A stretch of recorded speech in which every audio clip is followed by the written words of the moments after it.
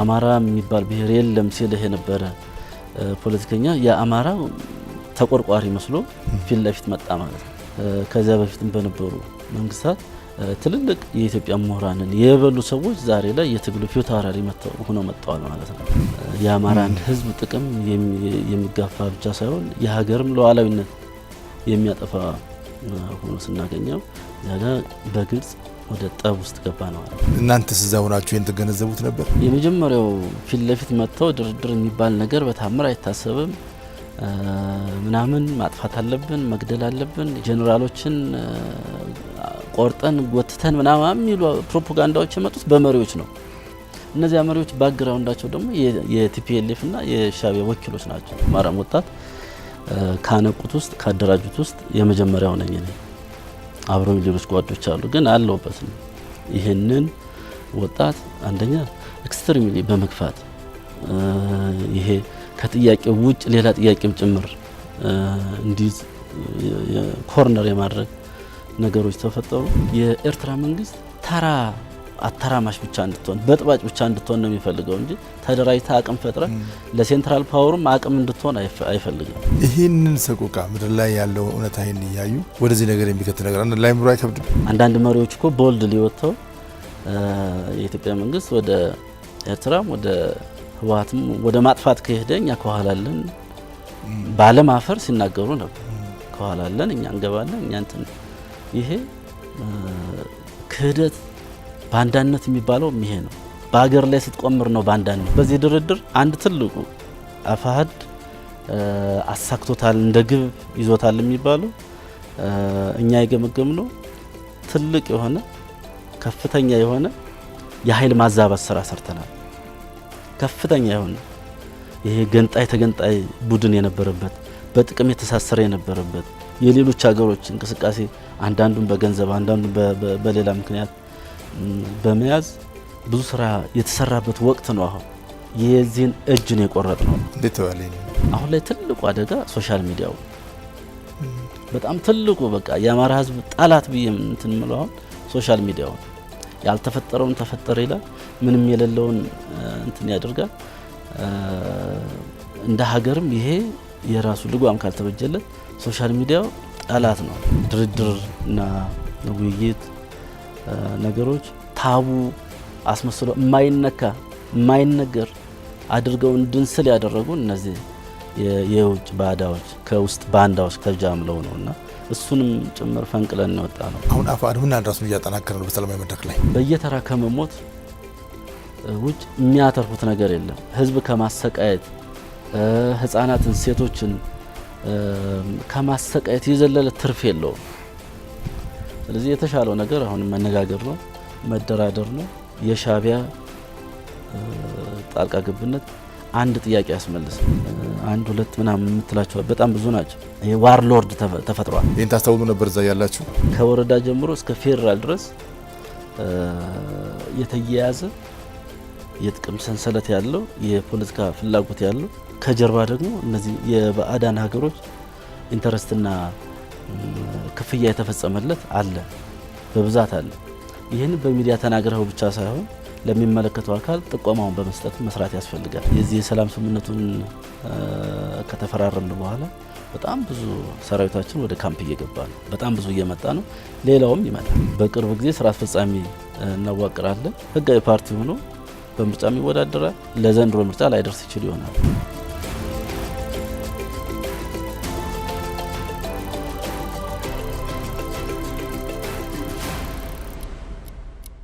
ጤና ይስጥልኝ የተከበራችሁ ተመልካቾቻችን፣ ጊዜ ግስ ላይ እንገኛለን።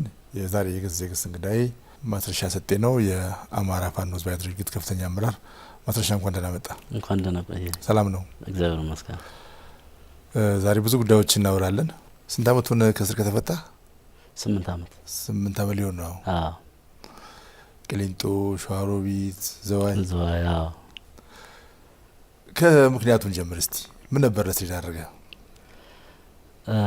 አዎ በወቅቱ የነበረው እንግዲህ ከ1983 በኋላ ሀገሪቷን የተቆጣጠራት የህወሓት መንግስት በተቋማት ላይ በብቸኝነት ማዘዝ ፈለገ።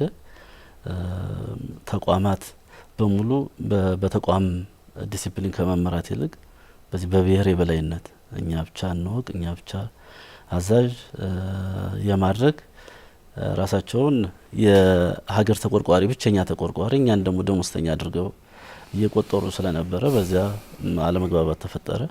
ኢትዮጵያ እንደሚታወቀው የብዙ ብሔር ብሔረሰቦች ሀገር ናት። ስለዚህ አንድ ብሔር የበላይነት ደግሞ አንቀበልም በሚል በዚያ የተነሳ ነው እንግዲህ ለስር የተዳረገው ማለት ነው። አየር ኃይል እያለ ማለት ነው። አየር ኃይል እያለሁ ምንድነው ስፔሲፊክ ጉዳይ አስታውሰን እስቲ። በወቅቱ የነበረው ይሄ ምርጫ ነበር። ምርጫውን ያው 100% አሸንፍ ያለው በሚል ነበር ለህዝብ አናውንስ ያደረጉት። ግን ደግሞ ቅድም የተናገርኩት የዚህ የብሔር የበላይነቱ ጣራ የነካበት ሌላውን ብሔር አንደርማይን የማድረግና ራሳቸው ብቻ የሀገር ተቆርቋሪ አድርገው እየሳሉ ስለነበረ በዚህ ከፍተኛ ቁጣ ውስጥ ነበር የነበር ነው ማለት ነው። እንግዲህ ያንን ምክንያት በማድረግ ነው ከአየር ኃይል እንወጣለን በሚል በዚያ ሁኔታ ነው። ኤኒዌይ ብዙ ነገር አለው። ግን ምክንያቱ ይሄ ነው ለስር የዳረገን መንገድ። በኋላም ክሱ ነው የመጣብን ነገር ቢኖር ይሄው ነው። ከዚያ በኋላ እንግዲህ ያው በእስር ቤት ውስጥ የነበረውን እስር ቤትም ጭምር የነበረውን ጫና እናንተ የሚዲያ አካላት የምታውቁት ነው። እዚያው እስር ቤትም እያለን ነሐሴ 28 የእስር ቤት መቃጠል ተፈጠረ። ቂሊንጦ እያለን ያንንም እንግዲህ እኔ የነበርኩባት ክላስ መቃጠልም አትችልም። ከላይም ከታችም ሲሚንቶ ጨለማ ቤት ነበርክ?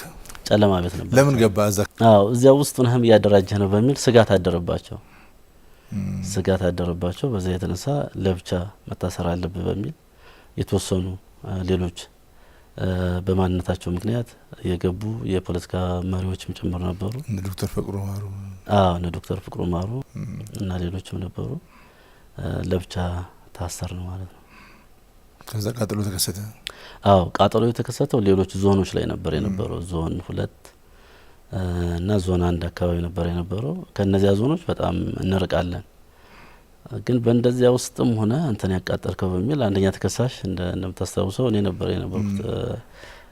ልደታ 4ኛ ምድብ ችሎት አይቲን አንደኛ ተከሳሽ ሆኜ በሁለት መዝገብ ነበር የነበረው። አንደኛው 38 ተከሳሾች በእኔ ስር ያለ፣ ሌሎች ደግሞ ማይነር ብለው ከዚህ ያደረጉት ወደ 137 አካባቢ ደግሞ በሌላ መዝገብ አድርገው የማይፈለጉ የሚሏቸውን የፖለቲካ እስረኞችን ገለዋል። እንግዲህ ያንን የፖለቲካ ከቨሬጅ ያስፈልገው ስለነበረ በወቅቱ ደግሞ ግንቦት 7 የሚባል ድርጅት በውጭ አለው እያለም ስለነበረ እና ይሄ ታርጋ ደግሞ ለነሱ ትልቅ ከቨሬጅ ሆናቸውና በዚያ ታፔላ ተለጠፈልን። ያው ገባን ማለት ነው።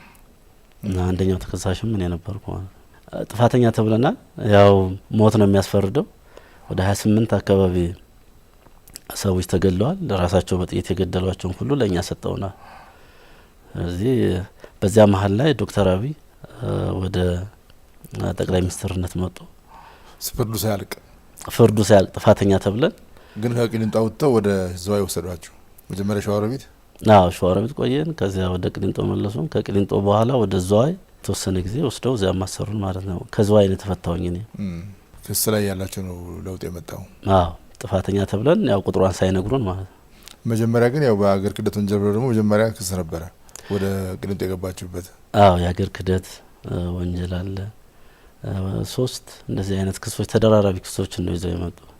ቂሊንጦ ያለ ፍርደኛ ነበርክ? በአንደኛዋ 10 አመት ፈርደውብኛል። ገና 2ቱ ክስ እንዳለ ሆኖ ማለት ነው። ከ10 አመት ስንት አመት አስረ ነበር የዛን ጊዜ? ኦልሞስት ወደ 4 አመት 3 አመት ከ7 ወር እንደዚህ። ያኔ 2010 ከእስር ቤት እንደወጣችሁ በተለይ እስር ቤት የነበረው ሰቆቃ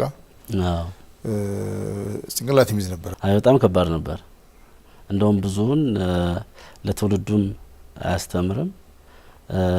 እንደዚህ በቴሌቪዥን በሚተላለፍበት ወቅት እንደዚህ ከአንደር ኤጅ የሆኑ ልጆችም እንዳያዩት በሚል ብዙ ወንጀሎች እኛ ሪስፖንሲብል እንሆን ብለን ያስቀረነው አለ። ብዙ ወንጀል ያልተፈጸመ ነገር የለም በቲፒኤልኤፍ በማረሚያ ቤቶች ማለት ነው። ፐርሰናሊ ጉዳትም አስተናግደሃል? የወገብ በሽተኛ ሆኜ ነው የወጣው።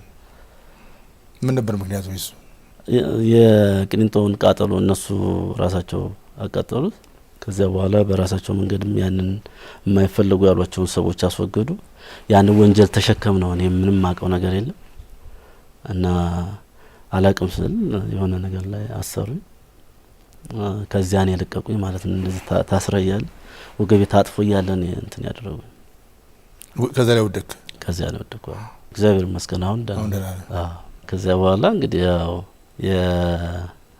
በወቅቱ የነበረው ይሄ የብሔር ፖለቲካ በየቦታው የተነዛው ይሄ ፎርስ ናሬሽን ቲፒኤልኤፍ ከዚህ ከማዕከላዊ መንግስቱ ወደ መቀሌ በምትሄድበት ሰዓት እዚያ አካባቢ ላይ ያስቀመጠችውን ክልክ እየነካካች የአማራ ሕዝብ ያው በማንነቱ መደራጀትና ይህንን አደጋ መቀልበስ አለበት በሚል ወጣቶችን እየዞርኩ ማደራጀት ጀመርኩ ማለት ነው። እየዞርን አደራጀን። ያው በዚያም ጥሩ ውጤት አምጥተናል።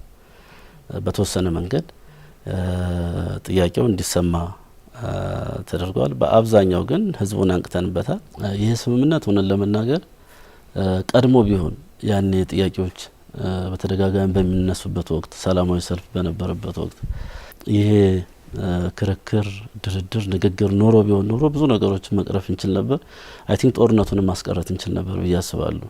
አሁን በተግባባንበት ልክ መግባባት ብንችል ኖሮ የአማራን ኮዝ ይዘን ወደ ጫካ ወጣን ማለት ነው። ጫካ ከወጣን ከተወሰነ ጊዜ በኋላ ይህንን የመጥለፍ ስራ ነው የተሰራው።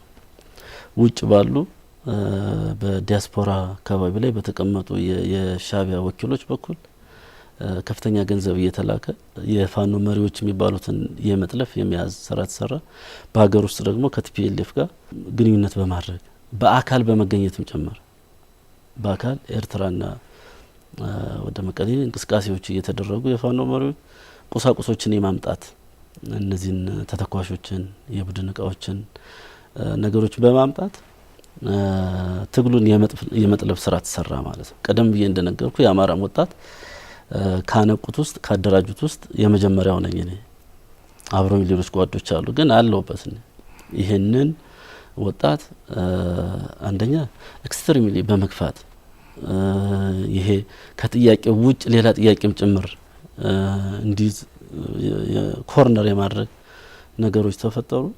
ስለዚህ እነዚህ ነገሮች ትክክል አይደሉም። የዚህ የአጀንዳ ጠለፋውም የአማራን ሕዝብ ጥቅም የሚጋፋ ብቻ ሳይሆን የሀገርም ሉዓላዊነት የሚያጠፋ ሆኖ ስናገኘው እዚያ ጋር በግልጽ ወደ ጠብ ውስጥ ገባ ነው ማለት ነው። የአማራ ሕዝብ መቼ ነው አሁን ይሄ ጸብ የተከሰተ? ማትረሻ ሰሞኑኛ አይደለም መቼስ ነው አይደለም፣ ከአንድ አመት ይሆነዋል። ከዛም ትንሽ ፎቅ የሚል ይመስለኛል። ምክንያቱም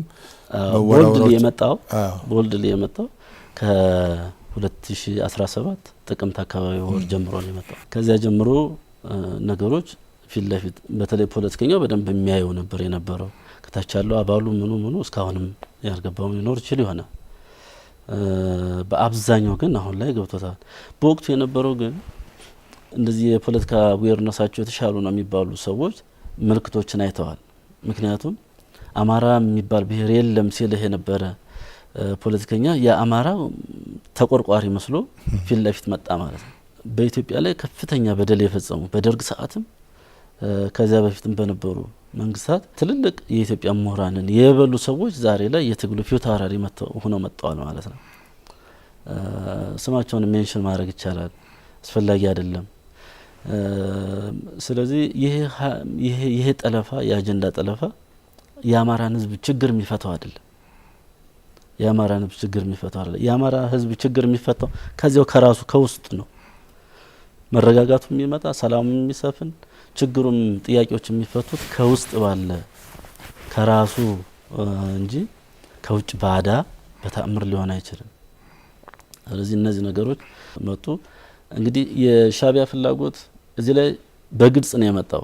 እኛ መደራደር አለብን ከኢትዮጵያ መንግስት ጋር ተደራረን ያሉ ነገሮችን በጠረጴዛ ዙሪያ መመለስ አለብን ማስመለስ አለብን ብለን ስንከራከር የመጀመሪያ እንዳትደራደሩ የሚለው ድርድር የሚባል ነገር መታሰብ የለበትም ብሎ የመጣው የኤርትራ መንግስት ነው። የምትደራደሩ ከሆነ ድጋፌን አቆማለሁ ነው ያላቸው። ስለዚህ ነው እኛ ድርጅት መስርተናል፣ ድርጅታችን ወደ ድርድር እንወስዳለን፣ ከሻቢያ ጋር ሆናለሁ የሚል ከዚህ ድርጅት ውጭ ሆኖ መቀጠል ይችላል የሚል ሀሳብ አመጣንና አፋሕድ ከዓለም አቀፍ ተቋማት ጋር ውይይቶችን ጀመረ ማለት ነው። እንደምታስታውሰው ጥር ወር ላይ ከሁሉም ተቋማት የዓለም አቀፍ ተቋማት የተውጣጣ የቴክኒካል ኮሚቴ ያለንበት ቦታ ድረስ ጫካ ድረስ መጥተው ዳውንት ላይ የመጀመሪያውን ድርድር አድርገናል ማለት ነው። መቼ ነው ይሄ? 2017 ጥር ወር ላይ ነው። ከዛ በኋላ የሚቀጥሉ ነገሮች አሉ። ከዚያ በኋላ ቀጥሏል። የሚቆም ነገርም አይደለም። ከዓለም አቀፍ ተቋማት ውስጥ ኢትዮጵያ ያለችው አፍሪካ ውስጥ ነው። አፍሪካ ዓለም ውስጥ ያለ ሀገር ነው። ከነዚህ ተቋማት ውጭ ልትሆን አትችልም። ነገ መንግስት ብትሆን እነዚህን ተቋማት ይዘህ ነው የምትሰራው። የገጠመን ቻሌንጅ ቀላል አልነበረም። ግን በዚህ ደረጃ በዓለም አቀፍ ደረጃ እውቅና አሰጥተን ወደ ድርድር ያመጣ ነው። ስለዚህ ከውስጥም ከፍተኛ ቻሌንጅ ነበረብን ድርጅቱን ወደ ድርድር ለማምጣት። ምክንያቱም የሻቢያ ጉትጎታ አለ። የሻቢያ ማማለያ መሳሪያ ስናይፐር፣ ብሬን፣ ጥይት ሲባል ያው አንተ ጫካ እስከወጣ ድረስ እነዚህ ነገሮች ያማልላሉ ተብሎ ስለሚታሰብ ያንን አሸንፎ ለመምጣት ከባድ ነበር። ማዕበል ነበር የነበረው። ሌላው የዚህ የመንግስት መዋቅር ውስጥም ሆኖ በባለ ሀብት ስምም ሆኖ ደግሞ የራሱን የባርጌኒንግ ፓወር የመፍጠር ነገሮች ነበሩ። ቻሌንጁም እዚያ ጋም ነበረው የነበረው። ሁለተኛ የአማራ ህዝብ ቋሚ ጠላቶች አሉ። እነዚህ የአማራ ህዝብ እውቅና እንዲኖረው አይፈልጉም። ጥያቄያችን እውቅና እንዲኖረው አይፈልጉም። ስለዚህ በጣም ብዙ ቻሌንጅ ነበር የነበረው። በዚያ ቻሌንጅ ውስጥ አልፈን በዚያ ማዕበል ውስጥ አልፈን በዓለም አቀፍ ተቋማት ፊት እንደምታስታውሰው በአፍሪካ ህብረት ፊት በኢጋድ ፊት ከመንግስት ጋር ተደራድረናል ማለት ነው። ድርድርን ላይ ማላገጥ፣ ድርድርን በአደባባይ ወጥቶ ድርድር የሚባል ነገር የለም የሚል አቋም ለፖለቲካል ኮሬክትነት እንኳን ሲባል መባል የሌለባቸው ነገሮች በአደባባይ የሚፎከርባቸው ገፊ ኃይል ስላለ ነው። ከኋላ ይህንን ካላላችሁ የሚል ኃይል ስላለ ነው እንጂ በህዝብ ስም የወጣ ኃይል ድርድር ላይ ይህን ያለ ያላግጥም ብለው የሚተቹ ሰዎች ነበሩ አስታውሳለሁ። አሁን አንተ ካልከው ጋር የመጀመሪያው ፊት ለፊት መጥተው ድርድር የሚባል ነገር በታምር አይታሰብም ምናምን ማጥፋት አለብን፣ መግደል አለብን፣ የጄኔራሎችን ቆርጠን ጎትተን ምናምን የሚሉ ፕሮፓጋንዳዎች የመጡት በመሪዎች ነው። እነዚያ መሪዎች ባክግራውንዳቸው ደግሞ የቲፒኤልኤፍ እና የሻቢያ ወኪሎች ናቸው። እዚህ ላይ አንድ ነገር መናገር እፈልጋለሁ። እኔ አንድ ማስታውሰው የአማራ ክልል ከፍተኛ የቢሮ ኃላፊ የነበረ ሰው ከሻቢያ በየወሩ $2000 የሚከፈለው ነበሩ። እስከ መቼ ድረስ ማለት ነው? እኔ አሁንም ቀጥሎ ሊሆን ይችላል። እኔ ባህር ዳር በነበርኩበት እና እኔ ይሄ ጦርነት የግጭት ከመከሰቱ በፊት ጀምሮ አሁን ሊያድግ ይችላል ያ ገንዘብ፣ በእርግጠኝነትም አድጓል። $2000 የሚያዘረዝርለት የሚልክለት ልጅ እዚሁ አዲስ አበባ አለ። በዚህ ደረጃ ተከፋዮች አሉ። ከሻቢያ ነው ያ ገንዘብ የሚመጣው። መቼም ሊያግዛህ አይሰጥህም። አሁንም ቢሆን ቢሮ ውስጥ ላሉት ሊከፍሉ ይችላሉ፣ ይከፈላቸዋል። ቢኮዝ አሁን ባየነው በዚህ በሰላም ሂደቱ ላይ በድርድር ሂደቱ ላይ ባጋጠመን ሳቦታጅ ላይ ከፍተኛ ባለስልጣኖች ድርድር እንዲደረግ ችግሩን በስምምነት እንዲጠናቀቅ የማይፈልጉ ግጭቱ እንዲቀጥል የሚፈልጉም አጋጥመውናል። እንግዲህ ይሄም የመንግስት የቤት ስራ ስለሆነ በራሱ መንገድ የሚያጠራው ነው የሚሆን። ለዚህ ደግሞ እኛን እንደምናግዝ በማስረጃም ጭምር እንደምናግዝ መናገር ነው የምፈልገው። ስለዚህ እነዚህ ገፊ ምክንያቶቹ የነበሩት አጀንዳ ሰጩ የውጭ አካላት ስለነበሩ ነው። እኔ የኤርትራ መንግስት አሁን ብዙ ሰው እየተረዳው ያለው የኤርትራ መንግስት የኢትዮጵያ መንግስት ለመጣል ያለው ፍላጎት ብቻ የሚመስለው አለ። እኔ በዚያ ብቻ አይደለም እረዳው። እውነታውም እሱ ብቻ አይደለም። ኢትዮጵያ እንድትዳከም ይፈልጋል። ኢትዮጵያ እንድትዳከም ይሄ የኤርትራ ብቻ አለ የግብጽም ጭምር ነው። ሌሎች ሀገራትም እንግዲህ ዓለም ላይ ያለው የኃይል አሰላለፍ የሚታወቅ ነው። እነዚህ የኃይል አሰላለፎች በአብዛኛው የአፍሪካ ቀንድ ላይ ቀይ ባህር አካባቢ ላይ ያሉ የሚድል ኢስት የኤዥያ እና ሌሎች ፍላጎቶች አሉ የምናውቃቸው ናቸው።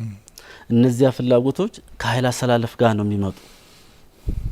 ስለዚህ የኤርትራ መንግስት ካለው የኃይል አሰላለፍ የተወሰነውን ይዞ አፍሪካ ቀንድ ላይ የማተራመስ እና በተለይም ደግሞ ኢትዮጵያ ላይ ቂም የቋጠረ እስኪመስል ድረስ የአማራን ህዝብን በዚያ ደረጃ በመፈረጅ እንዳይወጣ ጥያቄው እንዳይከበር እና ተራ አተራማሽ ብቻ እንድትሆን በጥባጭ ብቻ እንድትሆን ነው የሚፈልገው እንጂ ተደራጅታ አቅም ፈጥረ ለሴንትራል ፓወርም አቅም እንድትሆን አይፈልግም። ስለዚህ በእነዚህና ሌሎች ምክንያቶች የኤርትራ ፍላጎት ድርድር ሳይሆን በንግግር በድርድር በዚህ ደረጃ በዓለም አቀፍ ተቋማት ፊት ክብር አግኝተህም እንድትደራደር ሳይሆን ተራ በጥባጭና ሽፍታ ሆነ ግን ደግሞ ለሱ አሁን ላይ የተነሱ ጥያቄዎች አሉ።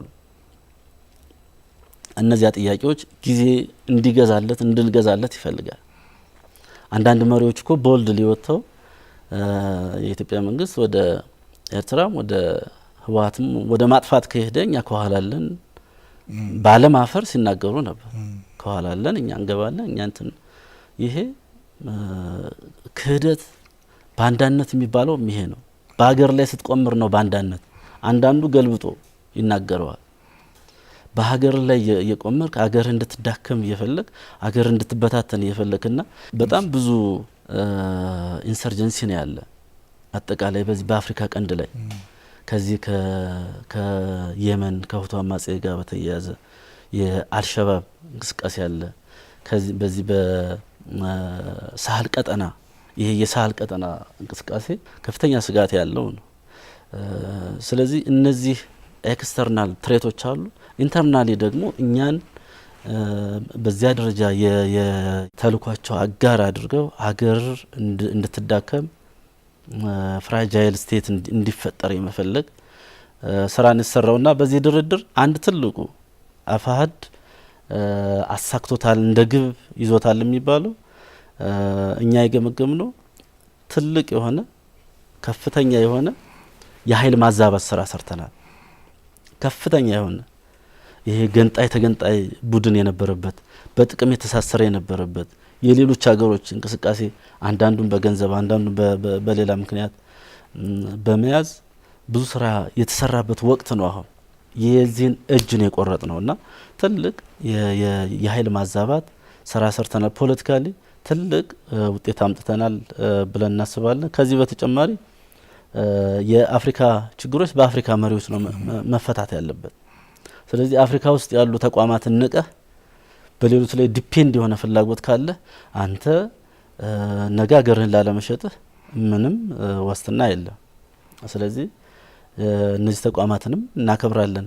አብረናቸው የምንሰራም ከነሱ ጋር ነውና ድርድርና ውይይት ነገሮች ታቡ አስመስሎ የማይነገር አድርገው እንድንስል ያደረጉ እነዚህ የውጭ ባዳዎች ከውስጥ ባንዳዎች ጋር ተጃምለው ነውና እሱንም ጭምር ፈንቅለን የወጣ ነው። አንዳንድ ሰዎች ሻዕቢያ ሲፈጠርም የፈጠሩት አካላት ኢትዮጵያ ለማመስና ለማተራመስ ባላቸው ዘላቂ ፍላጎት ነው። ቤዚካሊ ያው የመጀመሪያዋ ግብጽ ነች። ይሄውን የቀጠለው እስካሁን ድረስም ሻዕቢያ ያን ሁሉ መሳሪያ ያን ሁሉ ሎጂስቲክ ማቅረብ የሚያስችል ምንም አቅም የለውም። ማንም ያውቃል። ህዝቡ በራሽን የሚያኖር መንግስት ነው። ይሄ የሚሰፈረው ከግብጽ እንደሆነ ይታወቃል። ይሄ ቀጥታ የግብጽ ኢንተርቬንሽን ነው የታወቀ። የግብጽ ፍላጎት ደግሞ ተጀምሮ እስኪጨረስ የራሳቸውን ህልውና ከኛ ጉስቁልና ጋር ስላያያዙት ኢትዮጵያ ማተራመስ፣ ማመስ፣ እርስ በርስ ማባላት መሆኑ እየታወቀ ፍላጎቱ የሻዕቢያ እና ሻዕቢያ ጋር የማይቆም መሆኑ እየታወቀ ይህን አይነት ግንኙነት መፍጠር ቀጥታ ከሀገራዊ ጥቅም ጋር መጻረር አንተም ባልከው ደረጃ የሚገለጽ መሆኑ ፊት ለፊት አተነጋግሮ ነበር። በድርጅት ደረጃ እንነጋገራለን። ከዚህ ውጭ ከአፋሀድ ውጭ ያሉ ወንድሞቻችን አሉ። እነዚያ ወንድሞች ጋር ተነጋግረ መግባባትም አችልም። አፋሕድ ውስጥ ካሉ አመራሮች ጋር ግን ከፍተኛ ክርክር እናደርግበታለን። አፋሕድ ሲጀምርም በኢትዮጵያ ብሔራዊ ጥቅም ስር ነው ሁሉም ነገር የሚከበረው የሚል አቋም ነበረው። እሱን ነው ይዘን የቀጠልነው። አፋሕድ የአማራ ህዝብ ጥያቄ በኢትዮጵያ ኮንቴክስት ውስጥ የሚመለስ እንጂ ከኢትዮጵያ ተገንጥሎ አገር መሆንም አይችልም። የአገር መሆን የማይችሉ ብሔሮች ጥራብት ላይ የመጀመሪያና ሁለተኛ ላይ የአማራና የኦሮሞ ህዝብ ነው።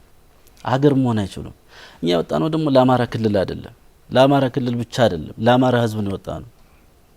ለአማራ ህዝብ ለኢትዮጵያ ህዝብ ብለን ነው እየታገልን ያለ ነው። የአማራ ህዝብ ደግሞ ሁሉም የኢትዮጵያ አካባቢዎች ላይ ተሰራጭቶ ነው ያለው። ስለዚህ ለዚያ ህዝብ ምናመጣለት ነገር ነው ካልኩሌት መደረግ ያለበት አትሊስት በሰላም ወጥቶ የሚገባበት መንገድ እንጂ እዚያው ባለበት በኖረበት አካባቢ ላይ እንዲፈናቀል ሌላ ጠላት የመፍጠር እንቅስቃሴዎች ማድረግ የለብንም። አገር ሆናለሁ ካልከው ድሬዳዋ ያለው ሀረር ያለውን አዲስ አበባ ያለው ሌሎች ቦታ ላይ ያለውን የአማራ ተወላጅ ላይ አደጋ የደቀንክበት ነው። እዚህ ይህ አይነት አካሄዶች ጎጂዎች ናቸው፣ ማቹርድ ያልሆኑም ናቸው እና እነዚያ ግን በዚህ ደረጃ ይነግሯቸዋል። በቃ አገር ሁኑ እኛን አገር እንሆናለን። ቲፒኤልኤፍ በዚህ ደረጃ ነው ሬዲነሱ። እኛ እዚህ አማራ ክልል ላይ ስንበጠብጥለት እሱ ወደ ተሻለ ጥያቄ ስትራቴጂካል አጋር ፈጥሯል ከሻዕቢያ ጋር አገር የመሆን ምናምን ፍላጎት አለ። የትግራይ ህዝብ ግን ይሄን አይደግፍም። ሰሞኑንም እያየን ነው። በፖለቲከኞች ደረጃ በተለይ ቲፒኤልኤፍ በሚባል የፖለቲካ አንጃ በኩል ግን ያለ እዚህ ጋር እንዲያዝልኝ የምፈልገው ቲፒኤልኤፍ ውስጥ የነበሩ ግን ደግሞ ሀገራዊ ጥቅም ላይ ፍላጎታቸው ከሀገራዊ ጥቅም የማይጻረርና በኢትዮጵያ ሉዓላዊነት ላይ የማይደራደሩ አመራሮችንም አይተናል። ለምሳሌ እንደነ ጌታቸው ረዳ እንደነ ጻድቃን አይነት እና ሌሎችም የጦር መኮንኖች አሉ። በነገራችን ላይ አንድ ወታደር መለዮ የለበሰ ወታደር በሀገሩ ላይ ክደት ፈጽሞ አይታወቅም። አሁን ላይ ግን ግፊቱ ያለ ከኋላ ያለው ግፊት ግን በዚያ ደረጃ የአማራን ህዝብም ለማሳነስ አገር ሁሉ የሚል ቀልድ ጭምር ነው ይዘው የመጡ በሰነድ ጭምር አስደግፈው ማለት ነው። አሁን ይህን ተቀብሎ ቀጥታ መተግበር ነው እንደው ምን ብሎ ያሳምኑታል? እዛው ያለውን ሳይል አመራሮቹ በግልጽ ተወያይተውበት ጥቅምና ጉዳቱን እንኳን እንትን ባያደርጉ ቢያንስ ይህን መንግስት አብረን እናሸንፍላችኋለን እናንተ መንግስት ሆናላችሁ የሚል የፊት ለፊት መልስ ስለሚሰጧቸው በዚያ ተታለዋል። ለምሳሌ ጥቅምት ወር ላይ 2018 ኤርትራ ላይ የተደረገ አንድ ስብሰባ ነበር። አሬና ላይ የተደረገ ስብሰባ ከነ ዘመነ ካሴ የተሳተፉበት ሄኖክ የሚባል ከወሎ አካባቢ የሄደ ከሸዋም እንደዚሁ አንድ ብሩክ የሚባል ልጅ የተሳተፈበት ከጎንደር አንድ ሀብት የሚባል ልጅ የተሳተፈበት ውይይት አድርገዋል። የቲፒኤልኤፍ ጀነራሎችም አብረዋሉ፣ የሻዕቢያ ጀነራሎችም አብረዋሉ። አሬና ላይ ተገናኝተው የተነጋገሩት ትልቁ ስራ አሁን አንደኛው የአማራ ፋኖ ኮዝ ተብሎ የሚታወቀው የማንነትና የወሰን ጉዳይ ነው። ወልቃይትን አስረክቡን እኛ 4 ኪሎ እናስረክባችሁ ነው የተባሉ። ግልጽ ነገር ነው የነገሯቸው። ጥይቱንም መሳሪያውንም ሁሉንም እኛ እንገፋለን፣ ብቻ ማስገቢያ ኮሪደር ይከፈት። በዚያ ደረጃ ተግባብተው ነው የመጡ። ይህንን ይዘዋት ነው ያሉ አመራሮች። ወደ ታች ቢያወርዱት ሰራዊቱ ላይቀበል ይችላል። ጀኒውን የሆነው አይቀበልም። ግን ደግሞ ግልብ ይሄ ሶሻል ሚዲያ ላይ የተንጠለጠለ እውቀት ያለው ፌስቡክ ላይ ቲክቶክ ላይ የተንጠለጠለ እውቀት ያለው ይሄ ቅንጭብጭብ እውቀት ያለው ግን ከመታዘዝ ያንን ከመፈጸም ወደ ኋላ አይልም እና መሪዎች ያውቃሉ። ከስር ያለው ግን በአብዛኛው የማወቅ እድሉ አነስተኛ ነው። ዲያስፖራው ያለው ግንዛቤ ምንድነው? ዲያስፖራ እንግዲህ የተለያየ ፍላጎት ነው ያለው። በዲያስፖራው ከሚያገኛት ለፍቶ ከሚያገኛት ገንዘብ እየላከ ትግሉ ወደ ተሻለ ምዕራፍ እንዲሻገር የሚፈልግ በጣም ውስን አለ። በጣም ውስን ይሄኛው። በአብዛኛው ግን ተላላኪ ነው። በአብዛኛው የሻዕቢያ ተላላኪ ነው፣ የወያኔ ተላላኪ ነው። በአብዛኛው እነዚህ በተለይ ቲፒኤልኤፍ አገረ መንግስቱን ተቆጣጥራ በነበረችበት ወቅት የወጣት አደረጃጀት ምናምን እያለች በየቦታው በፎረም ስም በምን ስም እያሰባሰበች ክሊክ ፈጥራለች። ያ ክሊክ ነው የፈነዳው። አሁን ስታያቸው በእናቱም በአባቱም በምንም ምናምን ብለ አማራ ነው መልኩም እንትን ስሙም እንደዚያ ነው።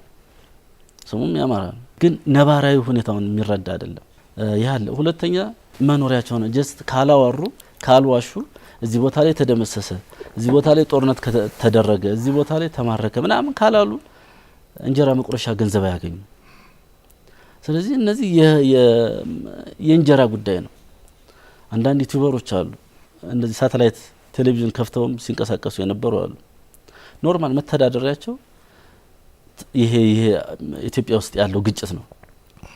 ባይፈጠር እንኳን ፈጥረው ማውራት አለባቸው። ቢኮዝ ከዚያ ነው የሚያገኙት። በዚህ ውስጥ እንግዲህ በሚያሳዝን ደረጃ የህዝብ ሰቆቃ አለ።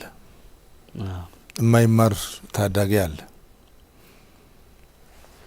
መደበኛ የእናቶች ጤና እንክብካቤና ክትትል ማታረክ ነፍሰ ጡር ሴት አለች። ታሞ ሕክምና ቦታ ላይ መድረስ የማይችል ታካሚ አለ። ብዙ ነው ሰቆቃው እውነቱን ለመናገር እና ይህንን ሰቆቃ ምድር ላይ ያለው እውነታ ይህን እያዩ ላይምሮ አይከብድም? እናንተስ እዛ ሆናችሁ ይህን ትገነዘቡት ነበር? አዎ አሁን እኛ ፋድ እንደ ድርጅት ትምህርት ቤት እንዳይቆም ወስነናል። ትምህርት ቤት እንደውም አስተማሪዎችን በዚህ በስጋት ከአካባቢ የለቀቁ አስተማሪዎችን የእርሰ መምህር ስልክ እያሰባሰብን ስራዎችን ስንሰራ ነበር። በፎቶም በቪዲዮም ስላለ እኛ ፈቅርን ማለት ግን አጠቃላይ አማራ ክልል ላይ ትምህርት አለ ማለት ግን አይቻልም። በጣም ብዙ ከ60 ከ70% በላይ ትምህርት የተማረ አይደለም። መሰረተ ልማቶች ቆመዋል። የጤና ተቋማት ወድመዋል። መልሶ ለማቋቋም ጭምር አሁን ላይ ያ ቀጠና የስጋት ቀጠና ስለሆነ ረጅ ድርጅቶች ፍላጎት የላቸውም። ስለዚህ የመጀመሪያው ስራ ያን አካባቢ የአማራ ክልልን ከዚህ ከግጭት ቀጠና እንዲወጣ ማድረግ ነው። ትምህርት ቤቶች እንዲከፈቱ፣ ትምህርት ቤቶችም በተሟላ ፋሲሊቲ ስራቸውን እንዲቀጥሉ፣ ሌሎች ተቋማትም በዚያው ደረጃ ስራ እንዲሰሩ የዓለም አቀፍ ተቋማትንም የፌዴራል መንግስቱንም ባለሀብቶችንም ጭምር አስተባብረ እነዚህን ስራዎች ለመስራት እዚህ አካባቢ ላይ ያለው ከዚህ ከስጋት ቀጠናነት መውጣት መቻል አለበት እና እሱ ስራዎች እየተሰሩ ይመስለኛል። እንግዲህ ይሄ የሰላም ስምምነት አንደኛው አቺቭ አድርገዋለሁ ብለን የተነሳንበት ነገር ቢኖር እነዚህ ነገሮች በተሟላ መንገድ የሚሰጡበትን ኢንፍራስትራክቸሩ ተመልሶ የሚቋቋምበት መንገድ፣ ተማሪዎች ወደ ትምህርት ቤት የሚሄዱበትን እና የመንግስት ሰራተኛው ያለ ስጋት እየተንቀሳቀሰ ሙያዊ ግዴታውን የሚወጣበት አትሞስፌር እንፈጥራለን የሚል ነው። ትልቅ ተስፋም አለን። እዛ ስምምነቱ ላይ ከተናገርካቸው ነጥቦች የማድረሳው እርግጥ ነው ሁለንተናዊ እውነት ነው፣ ግን አንተ በደንብ አንድ ላይ ያደረከው የሁሉም ጦርነቶች መደምደሚያ ድርድርና ስምምነት ነው። ቢዘገይም ቢፈጥንም ብለሃል። እውነት ነው። ይሄ ግን ደግሞ ለአንተም ለአፋሕድ ከፍተኛ አመራሮችም ፈተና የነበሩ ሰላማዊ ድርድር ውስጥ መግባት የሚለባቸው የሚለው ከውስጥም ከውጭም አንተ እንዳልከው እዛ ሜዳ ላይ ያሉት ብቻ ሳይሆን እዚህም ያሉት ጭምር አንዳንዶቹ ባልከው መሰረት ሰላማዊ ድርድርን ትልቅ አበሳ የማድረግ ቻሌንጅ ነው የገጠማችሁ። እንዴት ፈነቀላችሁት? አሁን እሱን በደንብ እንድታወራ ይፈልጋሉ። በወቅቱ በጣም ፈታኝ ነበር። ግን ስትወስን የምትወስነው የመጀመሪያው በሀገር ላይ ነው፣ በሀገር ሉዓላዊነት ላይ። ከዚህ በፊትም ዋጋ የከፈልኩበት ነው። እስከ ሶማሊያ ድረስ ይጃለሁ በግዳጅ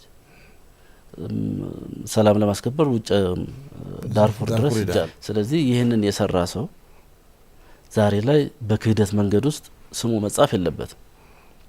ስለዚህ ክህደትን የተፈጸመ በወቅቱ ቲፒኤልኤፍ ኮሎኔሎች አዋጊ ሆነው የቲፒኤልኤፍ ወታደሮች ደግሞ አብረው ከፋኖች ጋር ሆነው ነው ያን ስራ የሰሩት። 2 አመት ተደርጎ የማይታወቅ ነገር ነው። በዚያን ቀን እንዴት በአንድ ቀን ወይ በአንድ ሳምንት ይሄ ነገር ተፈጠረ? ከዚያ በኋላ ስለምን አልቀጠለም? ግልጽ እኮ ነው። ስለዚህ ይህንን እውነት ለመናገር ከባድ ነው። በጣም ከባድ ነበር የነበረው። ውሳኔ መወሰንም ያስፈልጋል። በራስ ህይወት ላይ መወሰንም ያስፈልጋል። ግን ደግሞ እኛ ማለፍ አለብን። እውነት ተናግረ እና የእውነት ኑረህ ማለፍ አለብህ። ማታልፍ ሀገር ግን መፍጠር መቻል አለብህ እና ከዚያው ከትግል ሜዳ ላይ የመከላከያን ዩኒፎርም ለብሼ ከነመለየው ለብሼ ፐርፐዝሊ ነው የተናገርኩት።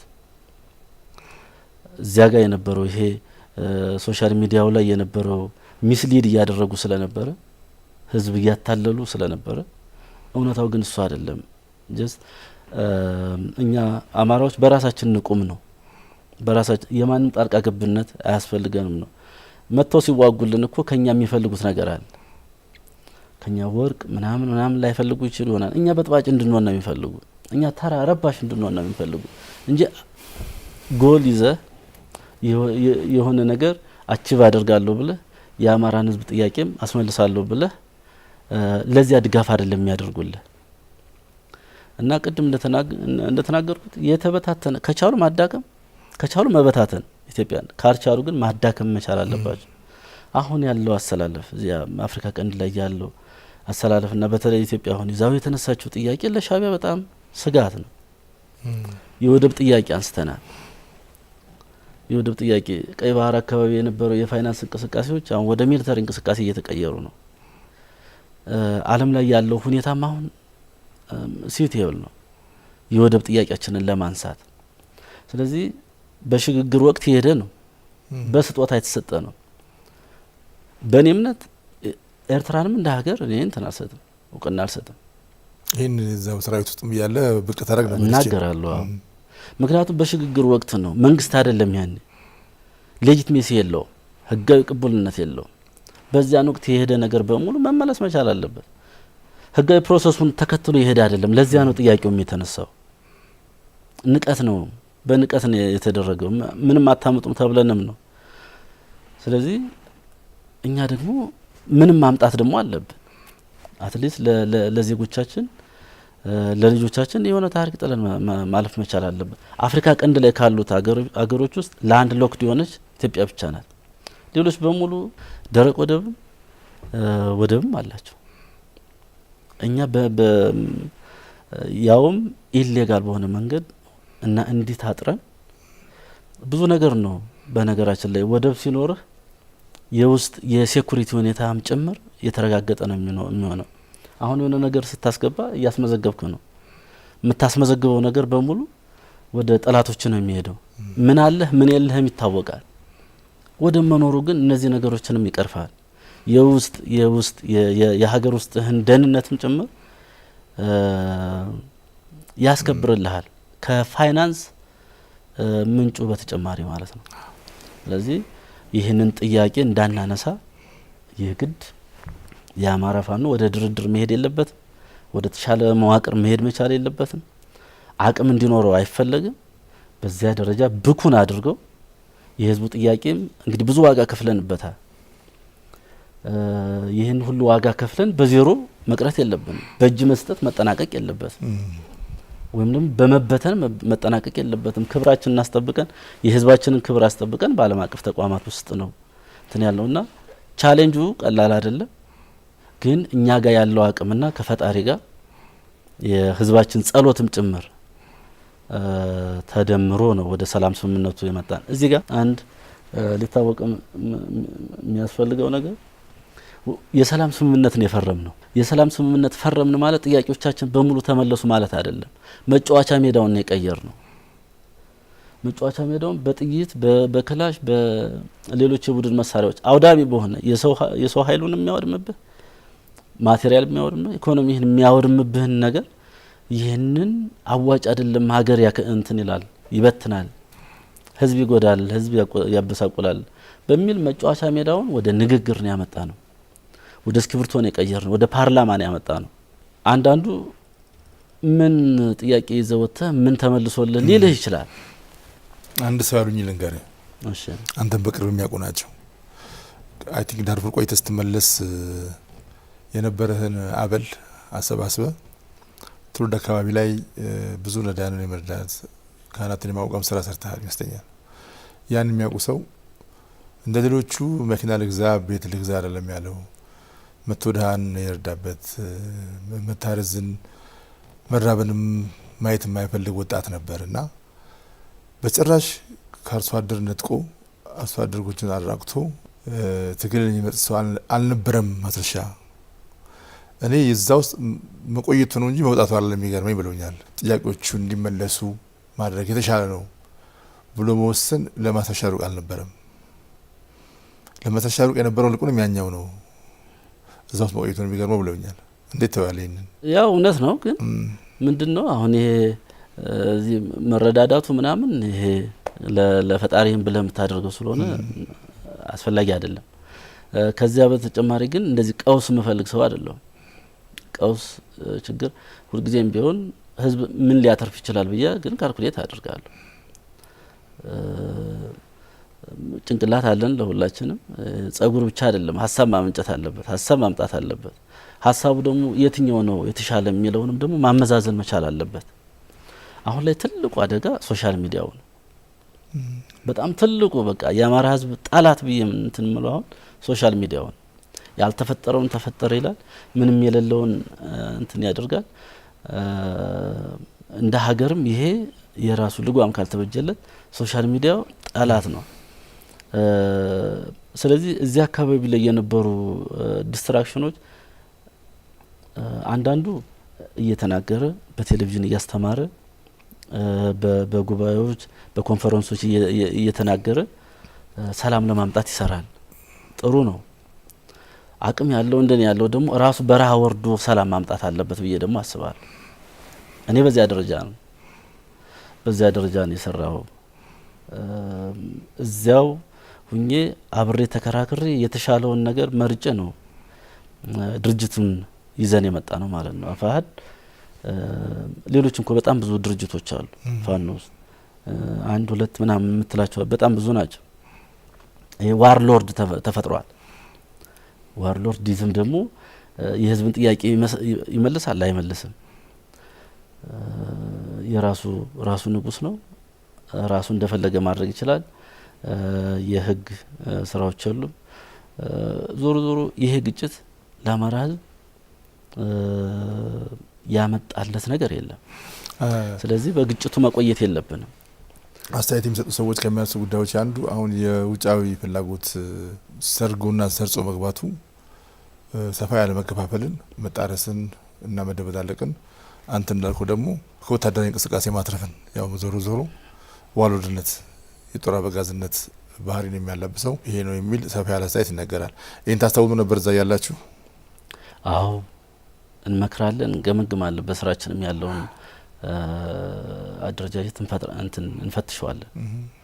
ይሄ ንጹሃን ማንገላታት፣ ዝርፊያዎች አሉ። ግለሰብና አፍነህ ዝም ብለህ 1 ሚሊዮን 2 ሚሊዮን ብር ትጠይቃለህ። ወይ ደግሞ የመንግስት ደጋፊ ነው ከተባለ በዚያ ደረጃ ወረስት በሆነ መንገድ ነቅሎ ሰውየውን በህይወቱ አንዳንዱ ራሱንም ያጠፋል። በዚህ ደረጃ እንዴት ነው የህዝብን ጥያቄ የምታስመልሰውስ? እንዴት ነው ሌላውን ሰው ላይ ስራ ሰርታ ማገትና መጥለፍ የትግሉ አካል ነው? በፍጹም። ወንጀሉ ግን አለ፣ ወንጀሉ አለ። አሁን በጣም ብዙ ባለሀብቱ ይሄ ሚድል ክላስ የምትለው ባለሀብት ነጋዴው ሙሉ አማራ ክልል ለቆ ወደ ሌሎች ክልሎች ተሰዷል።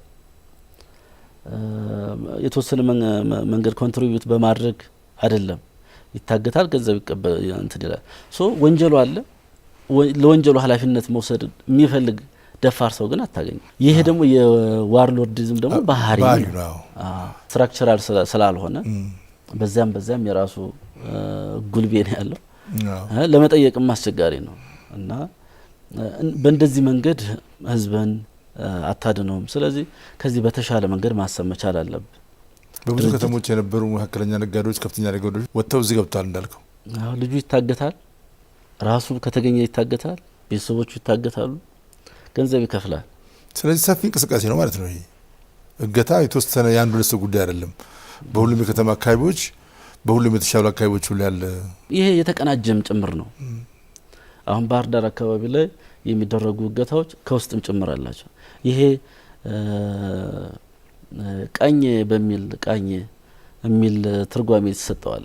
በዚህ በእኛ በፋኖ አደረጃጀት ውስጥ ቀኝ የሚል የመንግስት መዋቅር ላይ ያለ ትልቅ ፓወር ያለው ነው። ጥቆማው ከዚያ ይመጣል ማለት መኪና ጭኖ ሲወጣ ከዚህ ይነግራል። የሆነ ቦታ ላይ እንትን ይላል። ማን ከማን ጋር የሚለው በእንደዚያ መንገድ እና እኔ ይህን በስፋት እንሄድበታለን ከማስረጃዎች ጋር የት ቦታ ላይ ማን ታግቶ ስንት ብር ተቀበለ የሚለው የቅሬታው በእያንዳንዱ የፖሊስ ጣቢያዎች ላይ ይኖራል ብዬ ስለማስብ እሱን በሰፊው ከፊገሪካሊ ማቅረብ ያስፈልጋል ለህዝብም ጭምር። አዎ ይሄ ቀኝ ቅድም ማስተሊ ነበረ በጣም ቅርጽ ባለው መልኩ ያነሳው አንተ እዛ ሜዳ ላይ ካለነው ውስጥ ሰላማዊ አማራጭ መጠን ለሰላማዊ አማራጭ በር ከፍተን እንደመጣን ሁሉ እዚህም የዚህ አይነት ነገር ውስጥ የነበረው መጥራት አለበት ብለሃል። ቅድም ለመጥቀስ ሞክሬ ያለው ይሄ ከፍተኛ የሆነ የኃይል ማዛባት ፈጥረናል ስንል ከወረዳ ጀምሮ እስከ ፌዴራል ድረስ የተያያዘ የጥቅም ሰንሰለት ያለው የፖለቲካ ፍላጎት ያለው የዚህ ከጀርባ ደግሞ እነዚህ የባዕዳን ሀገሮች ኢንተረስትና ክፍያ የተፈጸመለት አለ በብዛት አለ። ይህን በሚዲያ ተናግረው ብቻ ሳይሆን ለሚመለከተው አካል ጥቆማውን በመስጠት መስራት ያስፈልጋል። ያንን ጥቆማ ለመስጠት ሚዲያ ላይ ቀድሞ መናገር ላያስፈልግ ይችላል። ግን ይህ አደረጃጀት ግን አለ። ይህ አደረጃጀት አለ። ፈታኝ የነበረውም ወደ ሰላም ስምምነት እንዳንመጣ ከፍተኛ ስራ ሲሰራ የነበረውም አንደኛው ይሄ ነው። እዚህ መሀል ሀገር ላይ መንግስት ስልጣን ላይ ተቀምጦ መንግስት ስልጣን ላይ ይዟል። በራሱ አውቶሪቲ ባስኬደው ልክ አንተን እዚያው እንድትቆየ እንትን ያደርጋል። ያው መንግስት የተለያዩ መረጃዎችን ስለሚያገኝ በራሱ መንገድ እነዚህን ሰዎች የማስተካከል ስራ ይሰራል ብዬ ተስፋ አለኝ። ካልሆነ ግን የተያያዘ ፍላጎት ስላለ እንዲህ ቀላል የጥቅም የገንዘብ ምናምን ፍላጎት አይደለም። ትልቅ ስትራቴጂካል ፍላጎቶች አሉ። ስትራቴጂካል ፍላጎቶች አሉ። አገር የማፍረስ ነው። አዎ አገር የማንቀዝ ነው። አዎ አገር የማፍረስ ነው። አገር መቀጠል ካለባት ደግሞ በእኛ ውስጥ ሆና የሚልም በዚያ ደረጃ ናሮ ማይንድድ አለ። በዚያ ደረጃ አለ እና አሁን ሁሉም ቦታ ላይ ለምሳሌ ኦሮሚያ ክልል ላይ አማራ ክልል ላይ ብጥብጦች ብሔር ተኮር እና ሃይማኖት ተኮር ብጥብጦች አሉ። ዋና ሴሉ ህወሓት ነው። ዋናው ሴል ከዚያች የሚጠቀመውም እሱ ነው።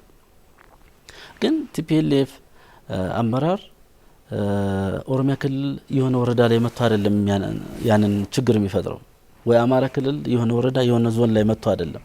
ውስጥ ላይ ባሉ ክሊኮች ነው ያንን የሚያስፈጥረው። ከዚያ በኋላ አማራና ኦሮሞውን እሳት ማድረግ ነው የሚፈልግ፣ እሳት ማንደር ነው የሚፈልግ። እሱን አይሞቀውም፣ ዲያስፖራውን አይሞቀውም፣ ህዝቡን ነው የሚሞቀው። ግን ደግሞ ይሄን ኮንትሮል ማድረግ የማይችል ስርዓት አለ የሚለውን ደግሞ ማሳየት ይፈልጋል። በዚህ የሁሉ የግል ጥቅም መሀል ህዝብ መከራውን ያህል ህዝባው መከራውን ያህል ለህዝብ ብሎ መስራት ደግሞ በዚህ ወቅት ጀግንነት ይጠይቃል። ራስን አሳልፎ መስጠት ይፈልጋል። ምክንያቱም የተለያየ ማዕበል ነው ያለው።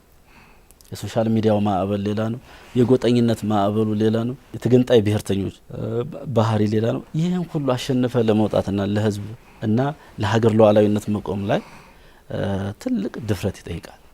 አሁን አፋር ምን ራሱን እያጠናከረ ነው። በሰላማዊ መድረክ ላይ እንደሚታወቀው የዚህ የሰላም ስምምነቱን ከተፈራረምን በኋላ በጣም ብዙ ሰራዊታችን ወደ ካምፕ እየገባ ነው። በጣም ብዙ እየመጣ ነው። ሌላውም ይመጣል። በእኛ በኩል አቀባበላችን በተመለከተ አያያዛችን በተመለከተ እና የተፈራረምነው ውል አለ፣ ትልቅ ውል አለ። ዲዲአር የሚባለው ዲሞቢላይዜሽን፣ ዲስአርማመንት እና ሪኢንቴግሬሽን፣ እነዚህን በተሟላ ሁኔታ ማድረግ ይጠበቅብናል። አሁን ኮሚቴዎች እንዲቋቋሙ እየገፋፋን ያለነው። ካምፖች ተዘጋጅተዋል፣ በየቦታው ላይ ካምፖች ተዘጋጅተዋል። ይሄ የሚመጣው ሰራዊት በካምፕ ይገባል፣ የመለየት ስራ ይሰራል።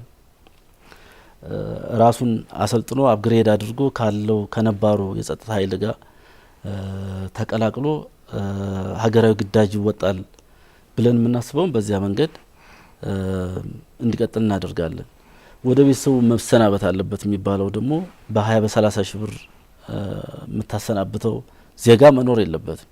ሊያቋቁመው የሚችል ነገር ያስፈልጋል። ይሄ የክልሉ መንግስት ይመለከተዋል፣ የፌዴራል መንግስት ይመለከተዋል፣ ዓለም አቀፍ ተቋማት ይመለከታቸዋል።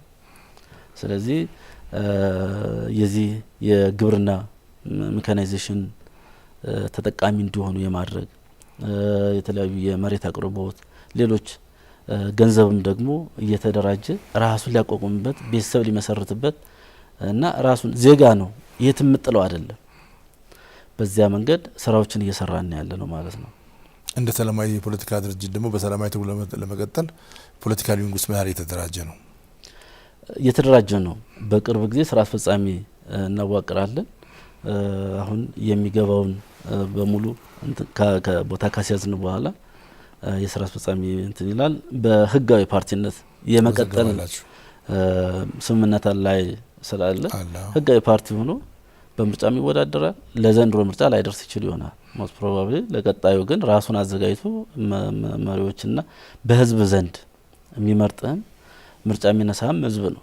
ስለዚህ በህዝብ ዘንድ የተሻለ ተወዳዳሪ ሆኖ ለመገኘት ህጋዊነቱን አረጋግጦ ይቀጥላል ማለት ነው። አንተ ቅድም በጠቀስከው ደረጃ ለህዝብ ከተባለ የህዝብ ፍላጎት ማራመድ የሚያስችል ሰፋ ያለ ሰላማዊ ምህዳር መፍጠር ነውና ምን ትላቸዋለህ? ማስረሻ ለማን ምን ትላለህ? ለሁሉም አንድ ነገር አይባልምና በየደረጃው ብታነሳው ደስ ይለኛል፣ ብዙ አይነት ስለሆነ። መጀመሪያ ማነሳው በዚህ በመንግስት መዋቅር ውስጥ ያሉ ወንድሞቻችን መጀመሪያ ላይ ስጋት ፈጥሮባቸው ነበር የነበረው። በቃ ክልሉ ፈርሷል፣ ክልሉን ተቆጣጥረናል፣ የፌዴራል መንግስቱን ተቆጣጥረናል የሚለው ፕሮፓጋንዳ ብዙዎቹን ፍራስትሬሽን ውስጥ ከቷቸዋል፣ ታች ያለውን በተለይ። ስለዚህ በዚያ ፍራስትሬሽን ውስጥ ያለው አሁን እየወጣ ይመስለኛል። በዚያ መንገድም ነገሮችን ማስኬድ እንደማይቻል የተሻለው መንገድ በዚህ ክብርን ጠብቆ መደራደር መነጋገር ስለሆነ ይህንን ደግሞ እኛ በር ስለከፈት የሀሳብ ልዩነትም ካለ ወደዚህኛው መንገድ ካልሆነ ግን እዚያም እዚህ መርገጡ ብዙ ጥቅም የሌለው በመሆኑ ራሳቸውን አረጋግተው የተሰጣቸውን ኃላፊነት በአግባቡ እንዲወጡ ለነዚህ ምክር መስጠት ፈልጋለሁ። ለየአማራ ህዝብ በተለያየ ቦታ ላይ ራሱን የሚያነሳው ወደ ድርድር እንድንመጣ አስገድዶን የመጣ ነው ህዝቡም ጭምር። ስለዚህ የህዝባችንን ጥያቄ ማስመለስ መቻል አለብን። አሁን የተመለሱልን አሉ። ለምሳሌ በቀጣይ ደግሞ አብረን እየሰራን የምናስመልሳቸው አሉ። ትግል ውስጥ ነው የገባ ነው። አሁን ጥያቄ ቅድም እንደተናገርኩት ጥያቄውን የምናስመልስበት ፕላትፎርም ያኛው ሳይሆን የጫካው ሳይሆን በዲስኦቢዲየንስ የሚገለጸው ሳይሆን በዚህኛው መንገድ በመነጋገር ማስመለስ እንችላለን የሚለውን በመያዝ ህዝባችን አሁንም ቢሆን የሰላማዊ ትግሉን እና ሌሎች የቀሩ ወንድሞቻችን ላይ ጫና በመፍጠር የህዝብን ጥቅም የኛን ጥቅም ለባዕዳን አሳልፋችሁ አትስጡ፣ የሀገራችንን ክብር አሳልፋችሁ አትስጡ የሚለውን ቁጣም ጭምር ማሳየት አለበት ብዬ አስባለሁ። በሶስተኛ ደረጃ በጫካ ያሉ ወንድሞቻችን ከዚህ ከአፋድ ውጭ ያሉና አፋድ ጋር ሆነው ተቆርጠው የቀሩ በጫካ ያሉ እነሱ ወንድሞቻችን በተመለከተ በየተራ ከመሞት ውጭ የሚያተርፉት ነገር የለም። ህዝብ ከማሰቃየት ህጻናትን፣ ሴቶችን ከማሰቃየት የዘለለ ትርፍ የለውም። ስለዚህ የተሻለው ነገር አሁን መነጋገር ነው፣ መደራደር ነው። የሻዕቢያ ጣልቃ ገብነት አንድ ጥያቄ ያስመልስ ሀገራችን እንድናጣ ሀገራችን እንዲበታተን ከማድረግ በዘለለ ከዚያም አልፎ አካባቢውን ቀጠናውን ከማተራመስ የዘለለ የሻዕቢያ ፍላጎት እስካሁን ኑሮት የማያውቁ ወደፊትም እንደዚህ አይነት አላማ እንደሌለው በሰሞኑ እንቅስቃሴውም ጭምር አይተናል። ንዴት ጭምር የተቀላቀለበት ነው። ከኢጋድ አወጣጡ በምናይበት ሰዓት ትናንት ገባ፣ ዛሬ ደግሞ ወጣ። ነገ የህፃን ጨዋታም ጭምር ነው ያደረጉት። ፍላጎታቸው ማተራመስ ነው እንጂ የራሳቸውን ዜጋም ጭምር በአግባቡ ጥያቄውን እየመለሱ ዲሞክራት የመሆን ፍላጎቶችም አቅምም አላማም ስለሌላቸው የዚህን ቡድን አላማ ደግሞ ኢትዮጵያ ውስጥ አምጥቶ እና በተለይም ደግሞ በአማራ ህዝብ ውስጥ አስገብቶ ለመቆየት የሚደረገው ሂደት አዋጭ ስላልሆነ መጥተው ተነጋግረው ተስማምተው በሰላማዊ መንገድ ችግሮችን የመፍታት ባህሉን ልምዱን እንዲያዳብሩ ጥሪ ማድረግ እፈልጋለሁ። መጨረሻ ላይ ሚዲያዎችን በተመለከተ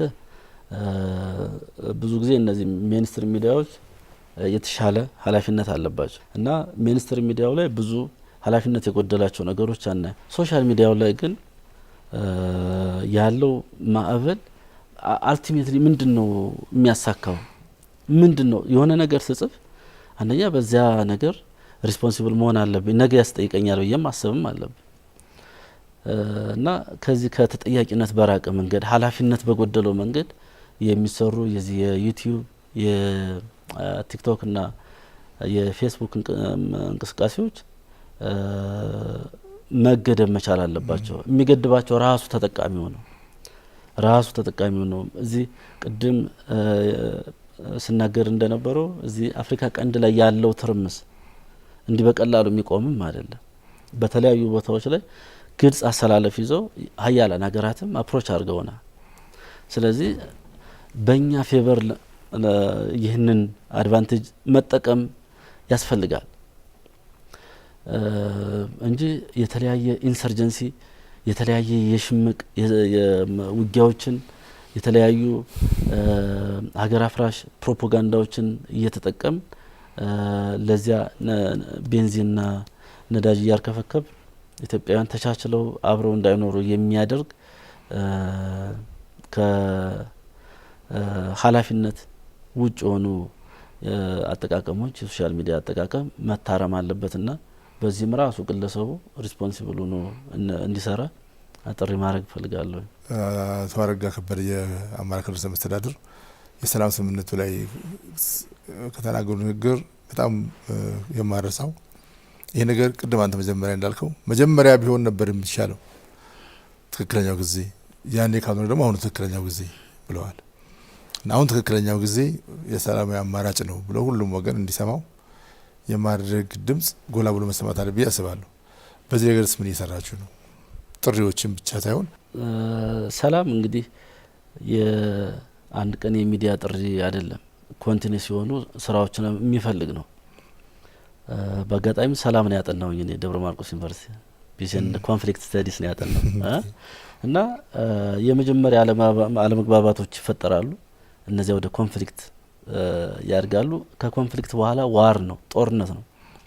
ከጦርነት በኋላ ሌላ ታምር የለውም።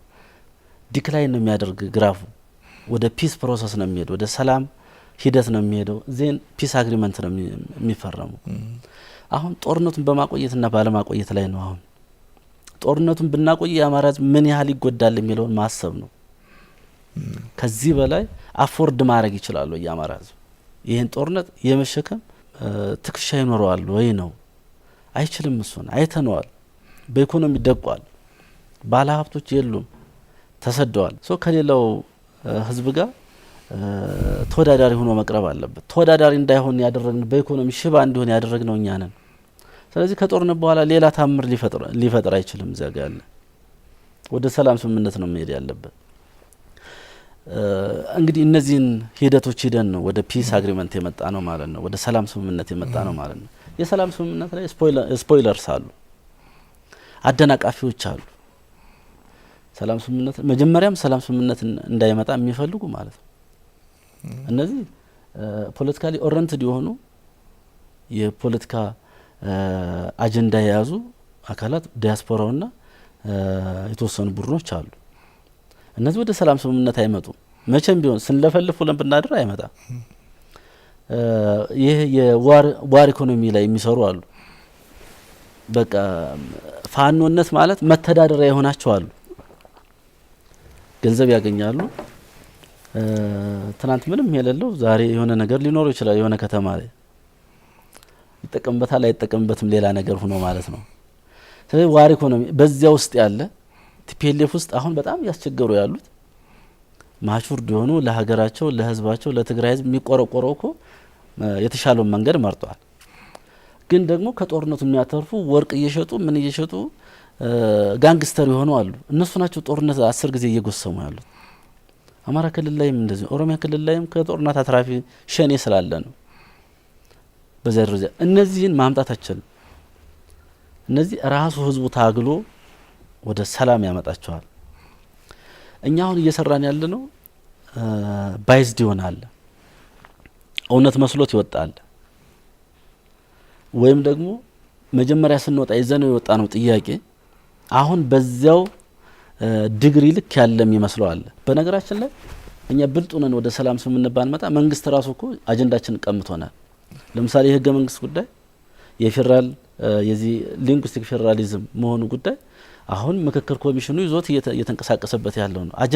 አጀንዳ ተቀምጠሃል ማለት ነው። የወሰንና ማንነት ጉዳይ እነዚህም ተይዘው ነው ያሉት። መንግስት በራሱ ይዟቸዋል። አጀንዳችን ቀምቶን ነው ያሉት። ከዚያ በኋላ ምን ብለህ ነው ህዝብህን እንትምታ ተዋጊን ከስር ያለውን የምታሳምን ምን ብለህ ነው? ከዚህም በከፋ ወርስ በሆነ መንገድ ደግሞ የባዕድ ቅድም በተናገርኩት የእነ ሻዕቢያና የሻዕቢያ ስትራቴጂክ አሊያንስ የፈጠሩ ታክቲካልም ስትራቴጂካል አጋርም የፈጠሩ አካላት ትግሉን ጠልፈውታል። ስለዚህ በዚህ ተደናግሮ ያለው አካል ግን እንዲመጣ እንፈልጋለን። ኮንቲኒስ የሆነ ስራ ያስፈልገዋል። እንሰራለን። እኛ ብቻ አይደለን የሰላም ስምምነቱን የፈረምነው የክልሉ መንግስትና እኛ ብቻ አይደለን። ሚዲያ አካላት ከፍተኛ የሆነ ስራ ያስፈልጋቸው መስራት አለባቸው። ህዝቡ መስራት መቻል አለበት። ዓለም አቀፍ ተቋማት፣ የፌደራል መንግስቱ ሁሉም በየድርሻው የበኩሉን ከተወጣ ግን በአጭር ጊዜ ያለው ግርግር ወደ ተሻለ ሰላም ይመለሳል ብዬ አስባለሁ። ቅድም ካልከው ውስጥ ለምሳሌ እዚህ ጋር እንደውም እያነበብኩት ነበር ቅድም በ2011-12 በፌዴራል መንግስት ደረጃ በመንገድ መስክ ከተያዙት ፕሮጀክቶች ትልቁ በጀት የተመደበው ለአማራ ክልል ነበር። አስታውሳለሁኝ እኔ ሂደቱን ትዝ ይለኛል። ለለውጡ አንዱ ገፊ ምክንያት ከነበሩት እና ክልሉ ላይ ፊነሳ የነበረው የመንገድ ልማቶች ተብሎ ለአማራ ክልል ላይ ተጽዕኖ ነበረ የሚለውን ለማካካስ ከየትኛውም ክልል በበለጠ ለአማራ ክልል ተመድበው ወደ 70 ወር 60 ምናምን ፕሮጀክቶች ዲዛይን ተደረገው ነበር። አይ ቲንክ 5-6 መተግበራቸውን አላቅም። ልክ ይሄ 11-12 ላይ ነው ባይዞ የ5 ዓመት እቅድ ሲዘጋጅ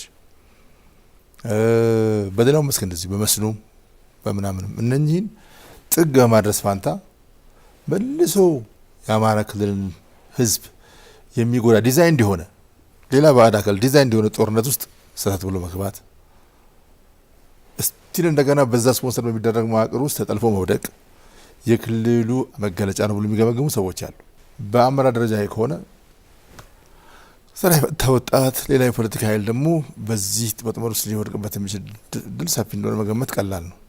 ይህንን በዚህ ደረጃ አስርጾ አንተ ያልከውና አጀንዳ መቀማት ያልከኝ ነው። አጀንዳን ተባብሮ መፈጸም በሚለው ማሻሻል የሚሻል ይመስለኛል። ተባብሮ አጀንዳ ላይ ከተግባባ ተባብሮ አጀንዳ መፈጸም ነው አይደል? ማሰባሰቢያ ነው። አጀንዳ ነው የሚያሰባስበው። አጀንዳ ላይ ተሰባስቦ አብሮ መፈጸም ላይ ፍቃደኝነትና ይሁንታ መስጠት ከተቻለ ከዚህ በላይ ለአማራ ክልል ፌቨር የለም፣ ለህዝቡ ፌቨር የለም ያስባለሁ። የእናንተ ድርጅት ይሄን ምን ያህል ይገመገም ነበር የሚለው ማብራሪያ ማለት ደስ ይለኛል። አዎ፣ አይ በግምገማ ወቅት እዚያ አካባቢ ላይ ያሉ ጥንካሬዎችን አታነሳም።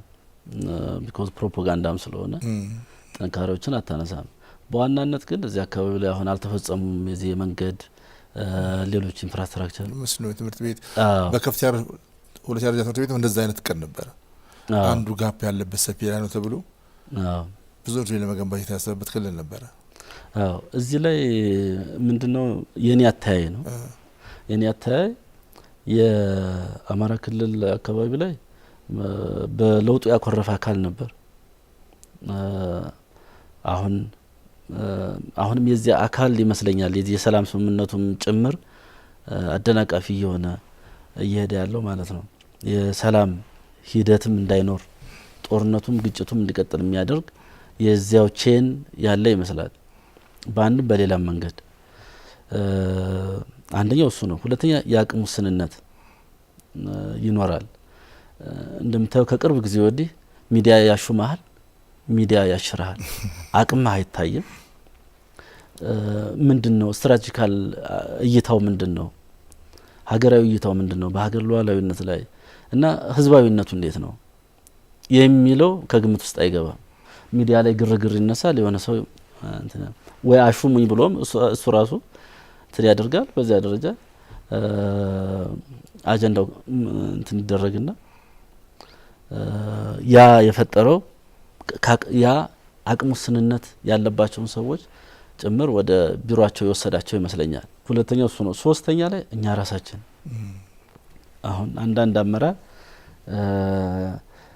በተመደበ በሳምንቱ ወይ በወሩ ከፍተኛ ለውጥ ያመጣል ብለን ልንጠብቅ ኤክስፔክት ልናደርግ ትችላል።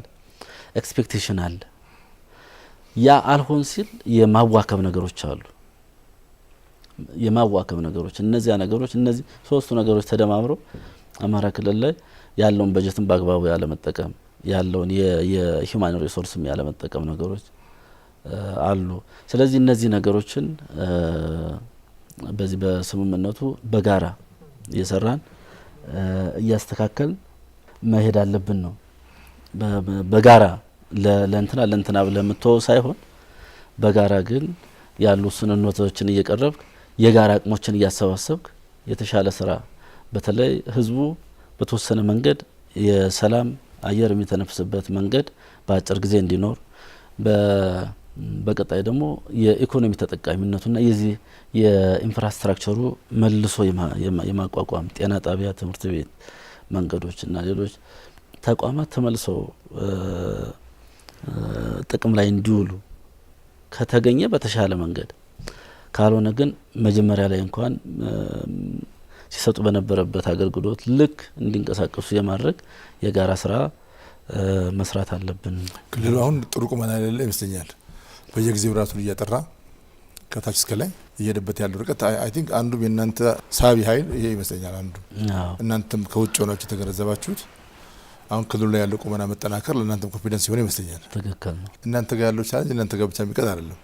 ክልሉ ይፈተንበታል፣ ፌዴራል መንግስት ይፈተንበታል፣ ሚዲያዎች ይፈተኑበታል።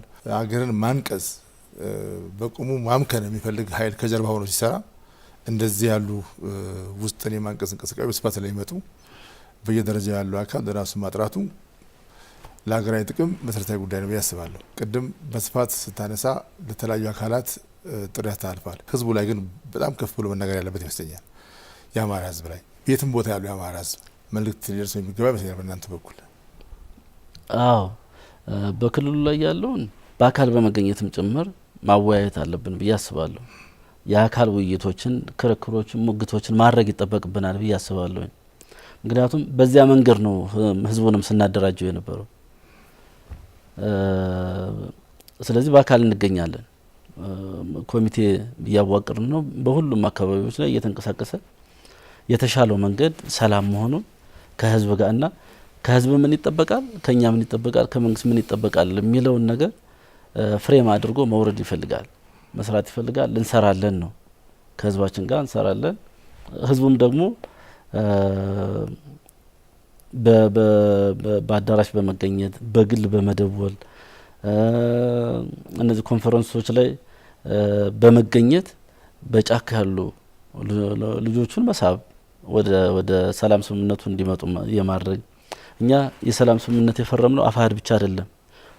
እየተከራከርን ያለነውም እየተሟገትን ያለነውም ለአፋሕድ ድርጅት ብቻ አይደለም፣ ለሁሉም ፋኖች ነው ስምምነት የፈረምነው። አሁን ወደ ካምፖች እየገባ ያለውን በነገራችን ላይ ከሁሉም ነው። በቃ በፋኖ ስም የሚንቀሳቀሰው በሙሉ እየገባ ነው ያለው። ስለዚህ ህዝባችን በሁሉም ቦታ ላይ ያለውን የፋኖ አባል እየጠራ የሰላም መንገድ እንዲመርጥ ከዚህ በላይ በዚህ በጦርነት ቀጠና ውስጥ መቆየት እንደሌለበት እንዲያስረዳ ነው እንትን ማደርገው። በውጭ ያለው ማህበረሰባችን መሬት ላይ ያለውን እውነት ተገደንም ቢሆን መስማት ማወቅ አለብን ብዬ አስባለሁ።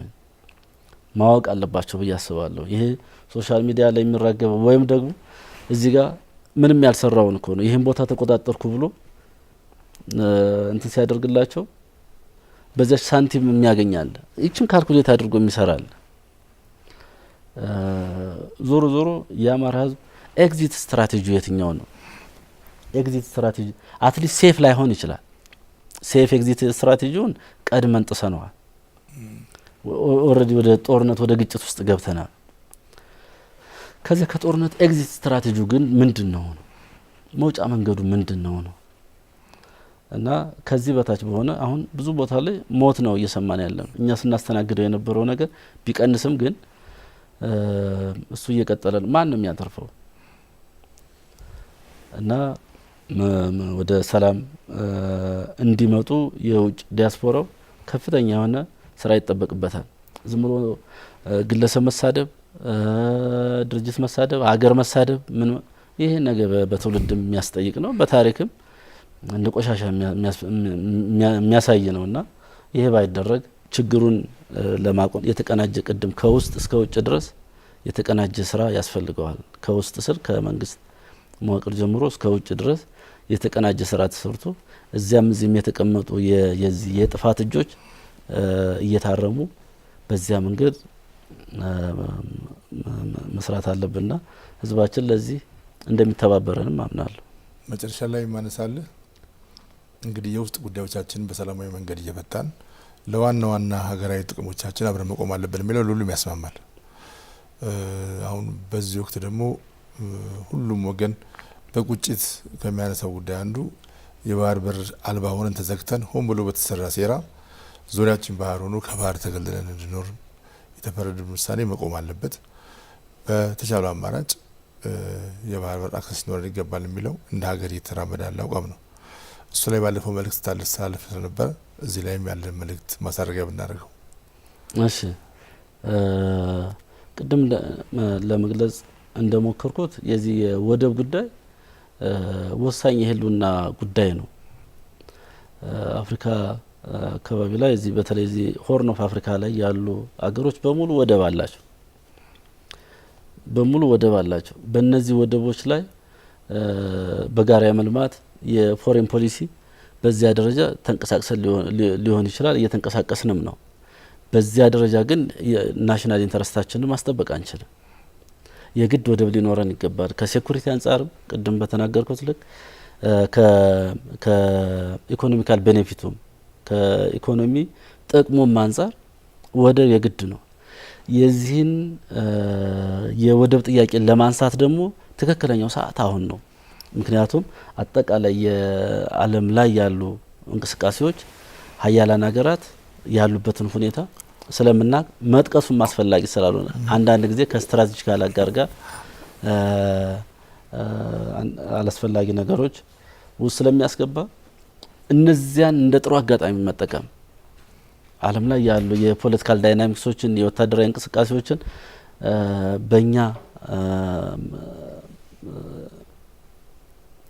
አድቫንቴጅ እየያዝ ጠይቀን ተከራክረን ከተቻለ በሰላማዊ መንገድ እንዲመጣ ምክንያቱም ህጋዊ ፕሮሰሱን ዊን በሆነ መንገድ ለሁሉም ሀገራት ለልማት በሚጠቅም መንገድ ነው የሚሆን። ኤርትራንም አይጎዳም፣ ኢትዮጵያንም አይጎዳም።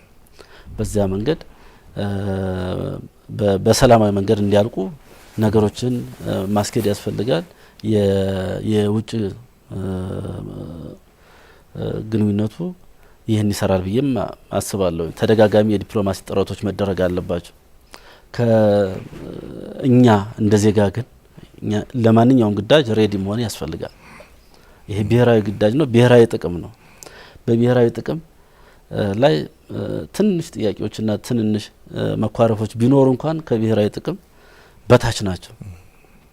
ስለዚህ የወደብ ጉዳይ የህልውና ጉዳይ ነው።